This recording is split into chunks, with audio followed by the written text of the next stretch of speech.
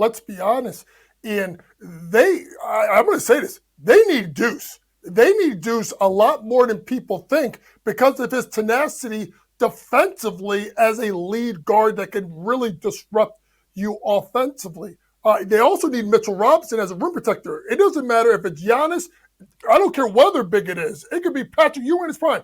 You can't allow a guy to shoot 72% from the floor, especially when they're driving to the rim. So there needs to be better rim protection. And listen, at the end of the day, we know that Mike Brown's teams in Sacramento weren't the strongest defensively. They were more of an outscore you offensively, but he's got capable defensive players.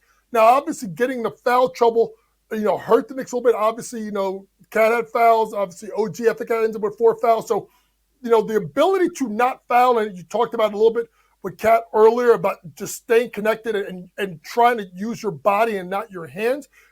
I think really, when we look at the Knicks, not just that last game versus Milwaukee, but moving forward, I need to see who I think is the most indispensable player on that team, which is Mitchell Robinson with his rim protection and the fact of how Cat was able to play in a double big system with Rudy in Minnesota, but also Deuce McBride, an ability to obviously defend. You got to remember, there were times last year in that playoff series versus Indiana, they picked on Cat, they picked on Hart, they picked on Brunson. So we need to see these two guys back in the lineup whole. And I think in that case, you may go a little bit more in offense, defense down the stretch to win some close games.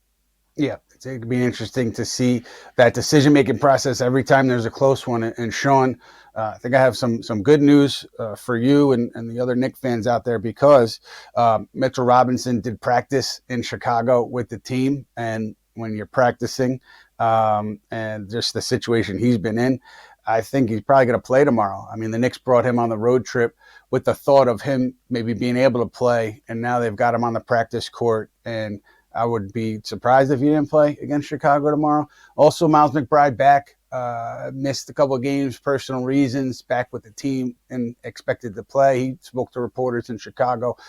So it looks like the Knicks could have both of those players back against the Bulls Friday. And then, Shaun, for you, if both those guys are back, what are you doing with your starting lineup, and how does that? What's the trickle-down effect there? So with both of them back, it seemed like the intention was for Cat to be the start. I mean, for Mitch to start with Cat, which I think is a good thing. Having that rim protection out there is important, as Coach just said.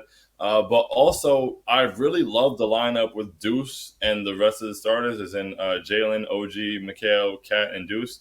I think that lineup has been really good for us, was excellent for us in those first couple games, and was definitely, we missed that monumentally in both of those games, both in Miami and in Milwaukee down the stretch, because Deuce, not only does he give you that added defense and the point of attack defense that allows OG and Mikal to both be pests off the ball, but he also is a great floor spacer for us, and he's confident. He's confident and aggressive offensively. So I think his aggression translates from one end of the floor to the other and definitely boosts us a lot. So I would imagine that we'd be Mitch starting, but I really feel like, it's one of those situations, kind of like an embarrassment of riches. We can't go wrong either way. And depending on how we want to match up or depending on what we want to prioritize, both of those guys are going to be very helpful. So getting them both back is going to be absolutely huge for us. Hey, Coach, if you wanted to start a conversation on Twitter with Knicks fans, you just talk about the starting lineup, talk about the rotation. Everybody has strong opinions, and there are different ways Mike Brown could go. Do you ultimately think that double big lineup is the best way to start? I think it is, but Ian, it could be, and this is where it gets tough for the NBA because these guys are creatures of habit, right? They're used to starting, coming off the bench, when are their minutes coming? They're no different than a high school kid, right? They want to know when they're coming in, when they're going out, so on and so forth.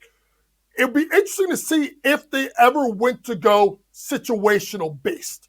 If they're dealing with a big that's not so much a perimeter base that you don't have to worry about getting beat on drives, so on and so forth, maybe they go with Cat at the 5, if they especially have a really strong backcourt. But I think the way to do it is with Mitch.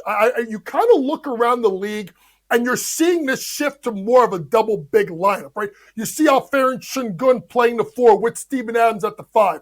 Obviously, when you look at Triple J, Jaren Jackson Jr., some of his best seasons, best performances is when he had Steven Adams or even when he had Zach Edey with him at the 5 spot. So to me, I think if you're trying to, number one, get rim protection, because sometimes you're going to be beat on the point of attack. Two, the fact that Mitchell Robinson does so much in that dunker spot that as drives happen, you got to load the layup, which can open up 3-pointers. So I think also that works for him as well. Plus, coming off an injury, I don't know about warming up, then putting a guy to the bench to sit 6 minutes, then putting him into the game, whereas Deuce is more personal reasons. So I would lean more going with the double big lineup and bringing Deuce off the bench. I think he's also more accustomed to doing that. It's going to be interesting to see which way it goes Friday and beyond when and if all the troops are healthy for Mike Brown. Speaking of health, Jalen Brunson, he was limping in the fourth quarter of that Bucks game. He said afterward his knee's fine. It looked like maybe he hurt his groin earlier in the game. He wouldn't really get into it. He just said he's good to go. And then Gershon Yabusele sitting with a knee ailment. Don't know his status yet for the Bulls game. Should find out more later tonight once those injury statuses are released. And I would assume he'd be questionable, but not sure of the severity of that one and when exactly it crept up.